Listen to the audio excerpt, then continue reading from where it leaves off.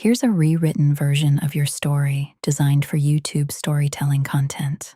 Emotionally rich, suspenseful, monetization friendly, and focused on mystery, healing, truth, and emotional growth rather than horror or graphic fear.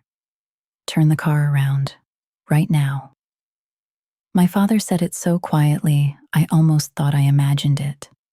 We were halfway to our old family cabin, driving through miles of empty highway while soft jazz played through the speakers. My little brother had finally fallen asleep in the back seat. For the first time in years, we were taking a family trip together. And then, everything changed. My mother tightened her grip on the steering wheel. "Why?" I asked. Neither of them answered.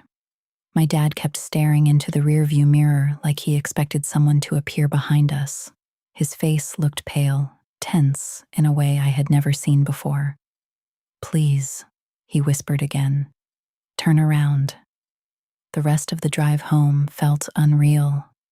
No music, no conversation, just silence heavy enough to hurt. Then finally, my mother whispered something so softly I almost missed it. I didn't think she'd still be there. My father answered immediately. "She never left." I turned toward them. "Who?" Nothing. No explanation. Not at the gas station. Not when we pulled into our driveway. Not even later that night when I stood outside their bedroom door begging for answers. Instead, they locked the door and argued in hushed voices while I lay awake listening to fragments drift through the hallway. The promise. 30 years. She looks exactly like her. And then I heard my name. At 2:03 a.m., my bedroom door creaked open. My father stepped inside holding an old photograph. The edges were curled, the colors faded with age. 3 people stood smiling in front of the exact cabin we had almost visited earlier that day. A man, a woman, and a little girl. I froze, because the girl looked exactly like me. Same freckles, same dimple, even the same birthmark near the collarbone. But the date printed in the corner said 1993, 6 years before I was born. "She had your name too," my father whispered. "Haley." I stared at him, unable to speak. Then he said the sentence that shattered everything I thought I knew about my life. "She died in that cabin." Silence. "And the day you were born?" It felt like she came back. I didn't sleep after that. I sat on the floor studying the photograph while memories I hadn't thought about in years slowly resurfaced. When I was little, I used to talk to someone at night, a girl who sat beside my window. I called her Mirror Haley. My parents always told me she was imaginary, but now I remembered the strange things she used to say. "Stay away from the lake. Don't go near the swing. This time will be different." At breakfast the next morning, I placed the photo in the middle of the table. "Tell me everything." My mother looked exhausted. "She was our first daughter," she admitted quietly. "She died when she was 7. We told everyone it was an accident," my father added. But deep down, we always felt something about that night wasn't right. I stared at them. "Why didn't you ever tell me she existed?" My mother's eyes filled with tears. "Because after you were born, strange things started happening.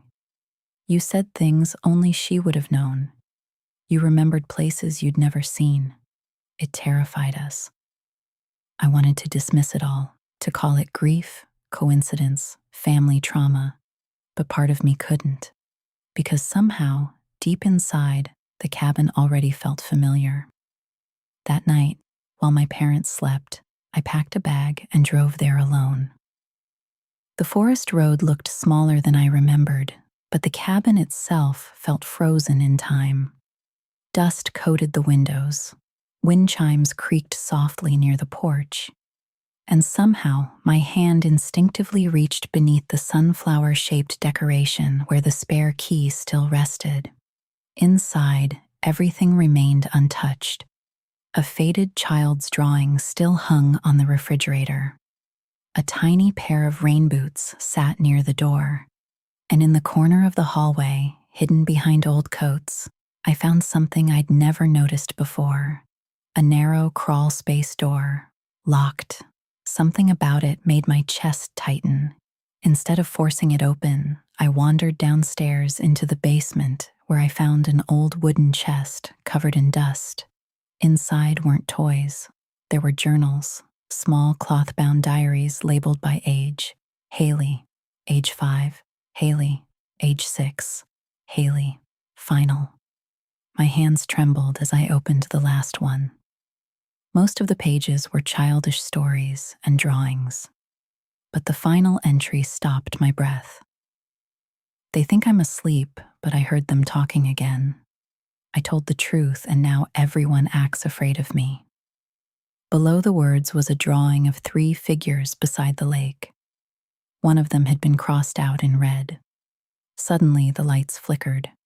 The room turned cold, and somewhere behind me, I heard a whisper, soft, childlike. "Don't let them forget me again." I spun around. No one was there. But in the reflection of an old basement mirror, for just a second, I saw another girl standing behind me. She looked exactly like me, except she was smiling, and I wasn't. I ran upstairs, heart pounding. That's when headlights appeared through the trees. My father's truck. He stepped out slowly, like he already knew what I had found. "You shouldn't have come here alone," he said quietly. "Who was she really?" I demanded. My father sat heavily onto the porch steps. "She didn't drown the way people believed," he admitted. "She told us someone pushed her into the lake." A chill moved through me. "Who?" He hesitated. "A little girl named Adeline. They were inseparable that summer." The name hit me immediately, because Adeline wasn't unfamiliar.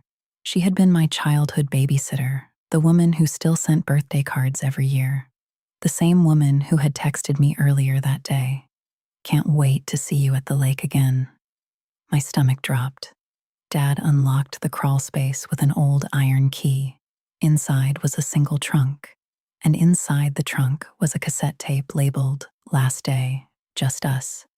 We found an old tape player nearby.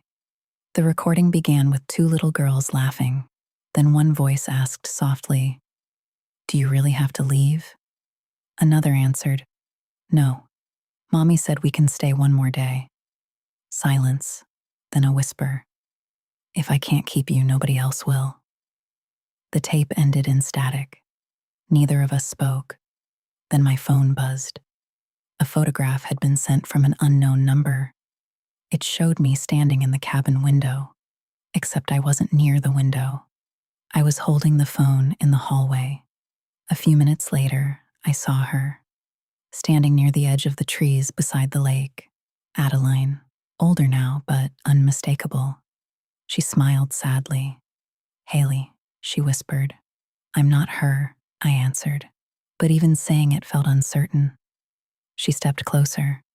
"You remember the swing," she said softly, and suddenly memories crashed through me. Summer sunlight, bare feet on wooden docks, laughter near the water. Not my memories, yet somehow mine too.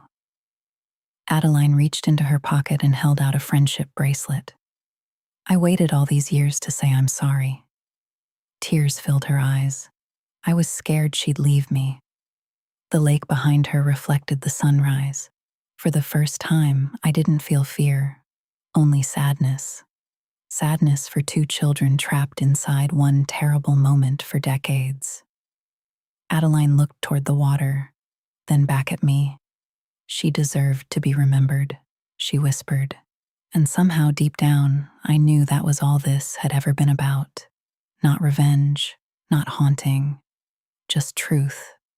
In the weeks that followed, my family finally spoke openly about the daughter they had spent years trying not to remember. We reopened old records, shared the journals, told the full story for the first time. Not because it changed the past, but because silence had carried too much weight for too long. A small memorial was held beside the lake later that summer. Simple, quiet, real. We placed flowers beneath a new stone engraved with the name my parents had been too afraid to say aloud for years. Haley Strickland, loved forever, remembered fully. That night, my mother sat beside me and whispered something through tears. I was afraid loving you meant losing her again. For the first time in my life, I understood her sadness. And for the first time, she understood mine too. Now, when I think about that road trip, I don't remember fear. I remember the moment everything hidden finally surfaced. Because sometimes families bury pain so deeply they forget it still lives beneath the silence. But healing begins the moment truth is allowed into the light. And sometimes the people we lose never wanted revenge at all. Sometimes they just wanted to be remembered.